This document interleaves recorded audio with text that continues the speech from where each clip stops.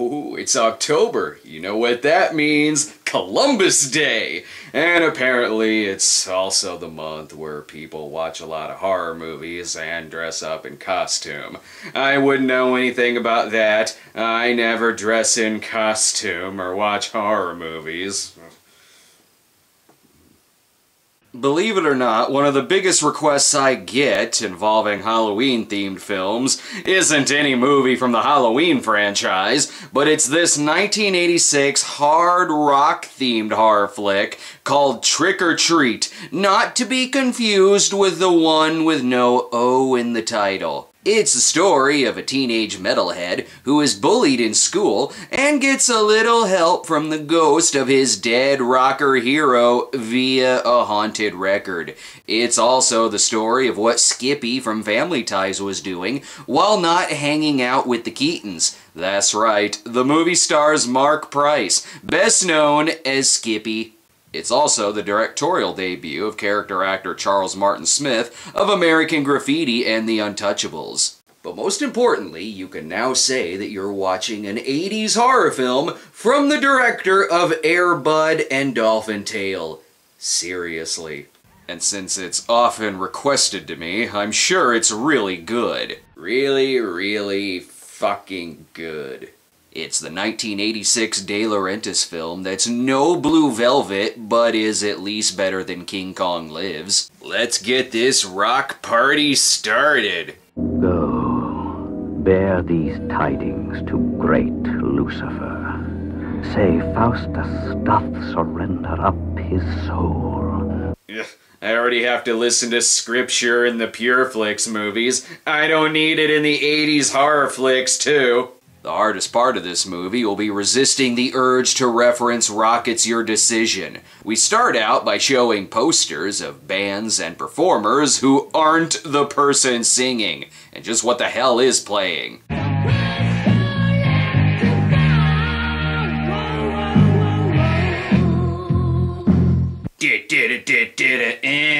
Mark Price plays Eddie Weinbauer, and being a metalhead in this movie means that you wear a really shitty wig. He looks like one of the kids who got his dick chewed off in Teeth. And I'm not sure, but I think his only friend is the BTK killer. He also doesn't fare well with bullies who mess up his hair, even though he worked on it all day and they touch it. These bullies have nothing better to do than to harass the metal kid and strip him down naked.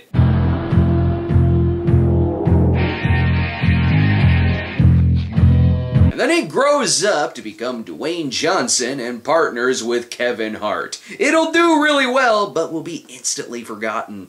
But at least he has his music. I mean, I've got thoughts in my head that nobody but you would understand. The one thing that holds me together is you. You did it, man. Hot damn, he's gonna fuck that poster of Michael Hutchins. His rock hero is Sammy Kerr, played by the late Tony Fields. Sammy's act apparently consists of biting snakes in half, dousing himself in blood, and sexually harassing a microphone. But what does his music sound like?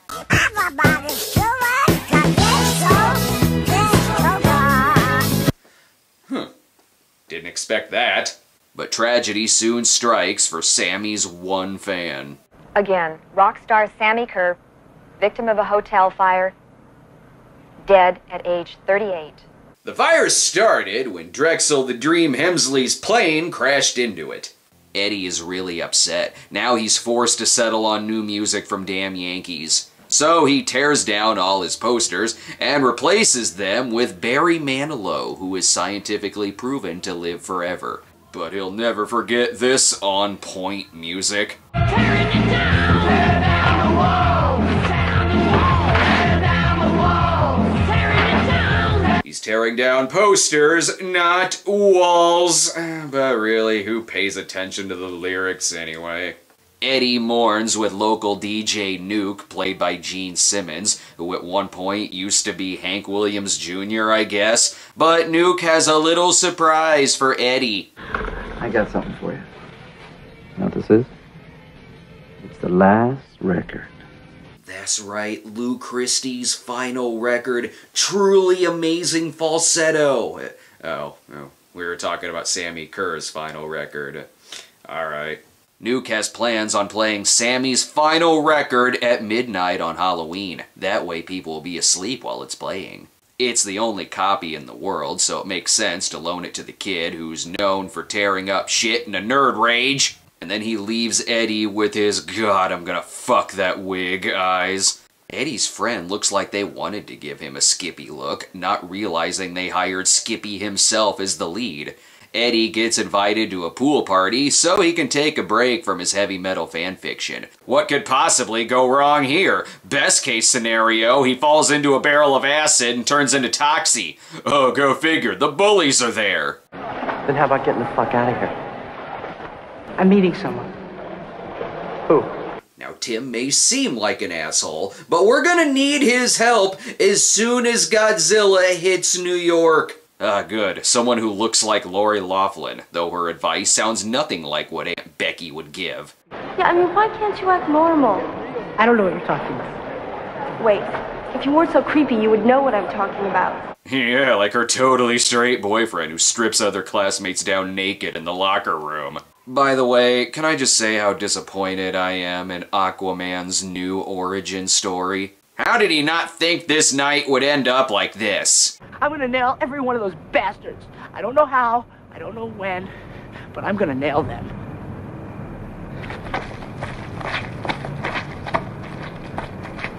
Yes, he's gonna track water all over their freshly cleaned carpets. Now's as good a time as any to listen to that new album. That's quite the meh face you're giving.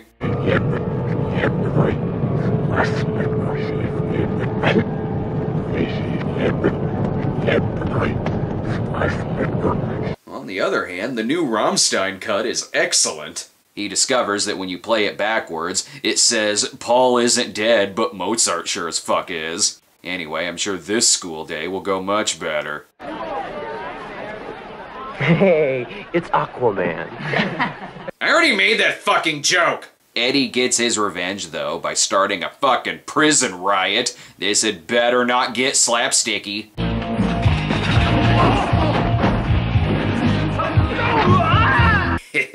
Can't pick on someone with a broken back now, can ya? They're running so fast they don't even see the 35-year-old rummaging through someone's locker. Will Eddie get the best of these bullies?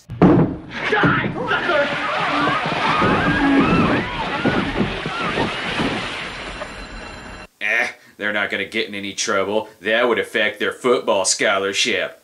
Eddie's friend, however, is a little unimpressed with the album. I think it's your ordinary run-of-the-mill back-mass message, just like he did on Fuck With Fire, Burnin' Metal, and Torture's Too Kind. Are those albums, singles, or forgotten Herschel Gordon Lewis movies? Rest in peace.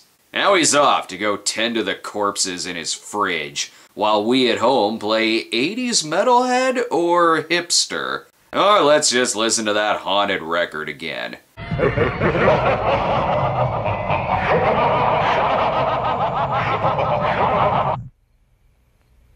Unfucking real.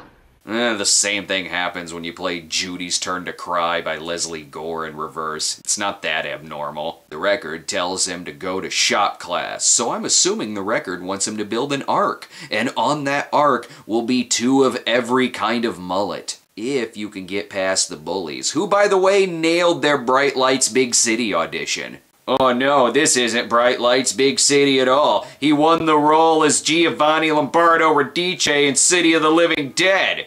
He survives this one, and on the plus side, his perfect Billy Idol hair is still having a nice day for a white wedding. At this point, I don't even have the heart to tell him that his metal god was one of the Solid Gold dancers. Apparently, Mom has never seen her son before, as she's just now discovering what he wears and what music he listens to. It's every parent's nightmare. Her son is either Beavis or Butthead. Actually, it's worse. He's Stuart. So he decides to summon Sammy again.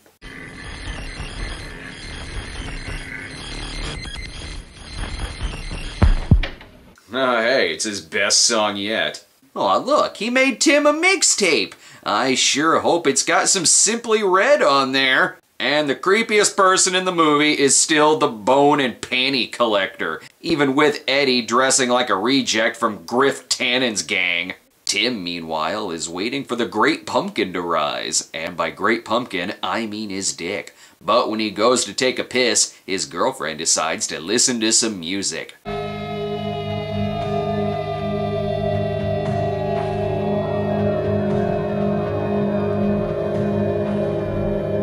Well, at least it's not in mono. Something tells me Sammy may have been a bit of a date rapist. Her orgasm goes on so long, I wonder how long it takes for this guy to piss. Plus, the remake of Christine is really stupid. The song melts her ears, which is a real bummer. He was totally gonna fuck those. Oh, now we get our second cameo in the movie, with Ozzy Osbourne playing an anti-rock and roll spokesman, in a universe where apparently Ozzy himself also exists. I don't even think it's a sense of humour. I think they're just out-and-out sick people. I mean, and they're trying to make everyone else around them who listens to their music as sick as they are. It's Ozzy's long-lost son, Crispin Glover Osborne. Do continue. Deep, deep, you'll beg for more. Raising hell and serpent score. Feel me, feel me. Now, what does that mean to you? To me, it means nothing but a sexual act. This is the clearest he has ever sounded.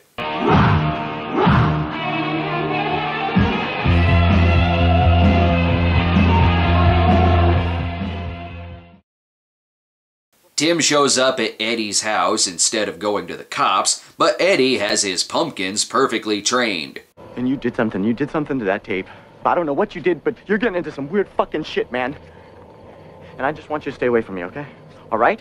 Bullshit! If you don't keep bullying him, how is he gonna become the killer from Prom Night, or Terror Train, or Slaughter High? You see where I'm going with this. The record tells him to kill them all, because it got bored of possessing the son of Sam's dog. We can't just go and... Nail them all. Nail them all. Fuck them.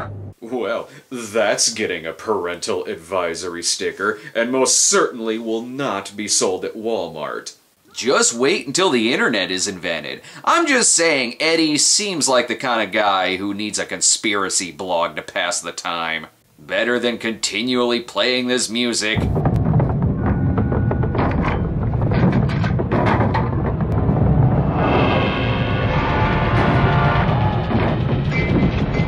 Turn that shit down. And the record is made even more evil through the power of Pepsi. Coke would have just made it sound like the latest Slayer album. Oh hey, good horror effects. Haven't seen that in a while. So is this killer gonna actually appear in the movie?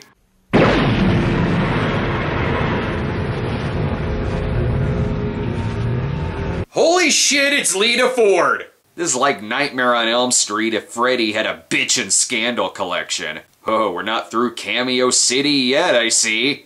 These evil people have just got to be stopped. Is it weird that if this were some kind of 700 Club anti-rock movie, it'd probably have the same script? Dude, what are you doing now? How are you gonna sell all of this to a pawn shop 20 years later? Also, that is not your record, bro. Even Mom is upset by this. What have you done to your stereo? I wanted a new one. Well, too bad. You're getting a Nintendo for Christmas, just like everyone else. I've spent so much time comparing this kid to a serial killer, I didn't even realize he had a name, and apparently it's Roger. So Eddie wants Roger to steal the haunted cassette from Tim's car. He's smart enough to dress in all black, but dumb enough to do this in broad daylight. Not only did I not realize the character had a name, but it also just hit me that Roger is played by X-Files writer and producer Glenn Morgan in his only acting role. Eddie wanted Roger to destroy the tape, so of course he listens to it instead, and it blows out his speakers before he can get to his Goombay Dance Band album. The hell is going on here? He was Great, the movie's become so bored with itself, it's channel surfing. Sammy wants Roger to play the music at the school dance, or he's gonna keep killing off public access celebrities. It's Halloween proper, which explains why Eddie's mom is dressed like Steffi Love. And the movie finally has trick-or-treating in it, so I guess we can name the movie after that now. Eddie finds out the school dance is playing the Haunted Sammy album, so he races to the school, even though for some reason there's already another haunted cassette in his car, which magically changed it into Ash's car from Evil Dead. I know what's happening. The car is now haunted by the ghost of Hal Needham. And then he just leaves and abandons his car. Irresponsible. Now for a cameo from the movie's director, Groucho Martin Smith. But Sammy's ghost soon arrives to play a set.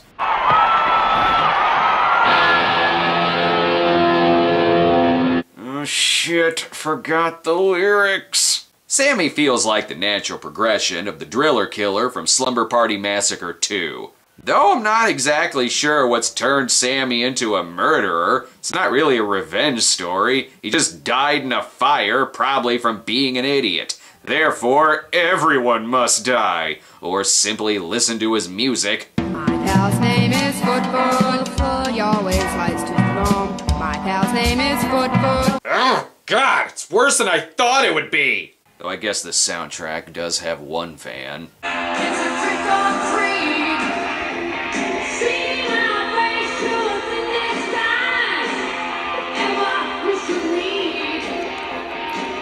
Yeah, you call yourself a fan now, but this is one rocker who will kill you if you don't rock hard enough.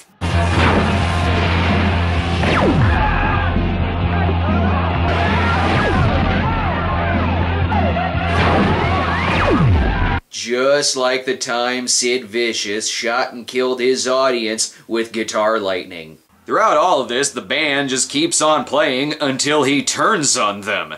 This is just like Carrie, if her full name was Carrie Greatwhite. Tim, surprisingly, hasn't been killed off yet, just in time to confess that yes, he is indeed Bryan Adams. Is he gonna have a moment of redemption in the movie's final act? You are such an asshole! How is this guy still alive? Hell, Eddie actually tries saving him, but that's not gonna help.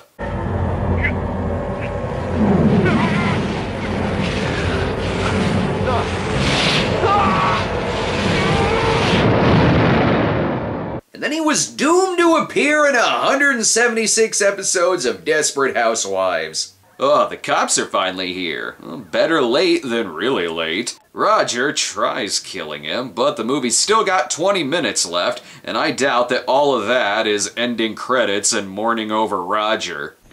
He's dead. Actually, I'm not. Ugh, he's an actually. Just leave him there. So even though everyone saw Sammy zapping people on stage, Eddie is still blamed for this, so he has to escape the cops. He tries calling up Nuke to warn him that Nuke is one eye away from being the worst film ever made. He's also trying to stop Nuke from playing the record on the air. Across the country, Dr. Chalice is also stopping stations from playing the Silver Shamrock commercial. Everyone dies this Halloween. Whatever, it's not like he's gonna play the album backwards. In the true spirit of Halloween, the Eve of the Dead, we're gonna play this first cut backwards. Crank it up. What? Why? Possessed or not, why would you do that? And what the hell album is he playing? I thought Eddie destroyed the world's only copy. Oh good, now the police are chasing the real culprit.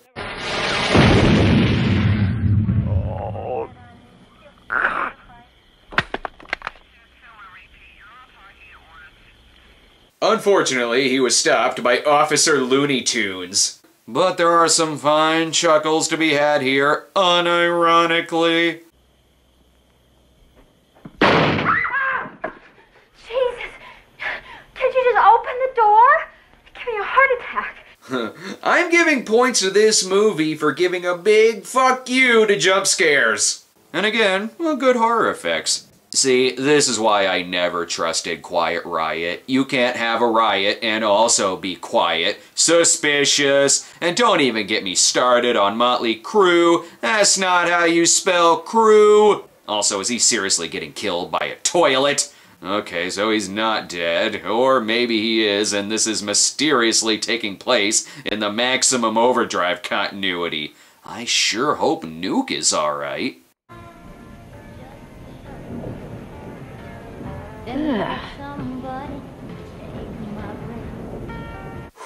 Thank God we still have Vinnie Vincent! Sammy has retired from performing and is instead directing the latest Gary Newman video. But Eddie has a big plan to finally finish off Sammy. How about that toilet, huh?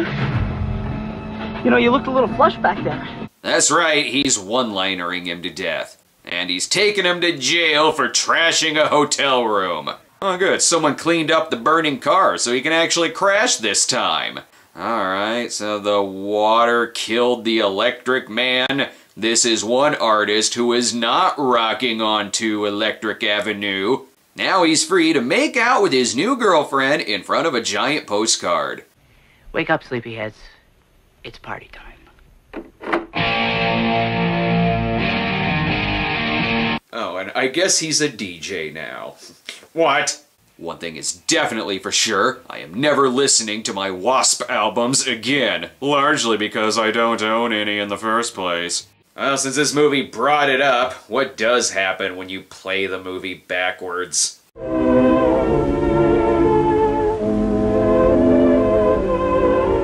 Ah, fuck that! I'm not falling asleep in the middle of a review again! Just play the movie regularly! The film only made about $6 million at the box office, but perhaps it made an extra profit by spending years in every $5 DVD bin in the country with this ridiculously misleading box cover that makes it look like it stars Gene Simmons and Ozzy Osbourne. I prefer the original poster, which makes it look like it stars Stacey Jacks from Rock of Ages. Well, I was very disappointed in this film for over-spotlighting loud noise over the quiet dignity of a fine metropolitan opera. How am I supposed to sip on a glass of clinker brick wine when the soundtrack keeps breaking my glass? Perhaps someday we can get an opera horror film starring Ralph Malph. Naturally, we've got more Halloween-themed episodes to look forward to this month, but since we haven't done a fan poll in a while, subscribers to our Patreon page can vote on the next episode. And these spooktacular choices include the 2005 horror film Jack-O-Lantern, evil lives in everything, like a Freddy pumpkin. Ugh. What else we got here? We got the comedy Spaced Invaders. Sure, relive your disappointment. Alright, what's the next Halloween movie we got? I think it might actually be empty. Just go ahead and pop up something for me. What? Fucking Windy City? The hell does that have to do with Halloween? Nothing! Absolutely nothing! The goddamn poll is drunk again! Okay, fine. Those three choices. Have fun. Die, commie pig.